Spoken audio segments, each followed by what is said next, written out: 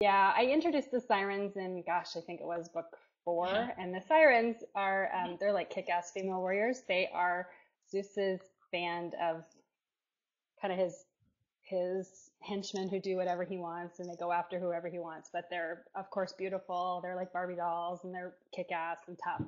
And when I introduced them in book 4, I knew I wanted to write a lot more about them. So when Ari came into book 7, I saw an opportunity to bring in the sirens more, and then with this novella, it's really like going a step beyond with what's happening with the sirens. So they're really fun to write about. I think Theron was probably the easiest to write because that book was so complete in my head when I just started the series. The hardest character, the characters who are really like emotionally, hard and have been through the most are the hardest. So Griffin was really hard for me to write because he was had been through so much.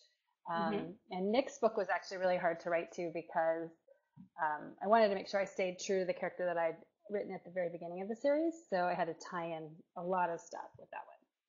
Yeah, actually, I got a reader letter after Enslaved came out from a reader who sent me a really long letter saying how much the book affected her because she had been through a very similar situation to my heroine, and it was really, that above anything else really affected me because I touched a reader on a personal level that I hadn't, maybe I've done that before, but she was the first one to really write to me about how great it was. So it really moved me. Oh, wow. Everybody's different. I've worked with so many editors. Some of them are like, you tell them, like, I just turned in a proposal for a book and I gave them the title and they're like, yeah, no, that's not going to work.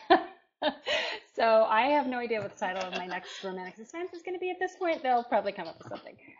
The last few titles that I did I come up with my Guardian titles myself.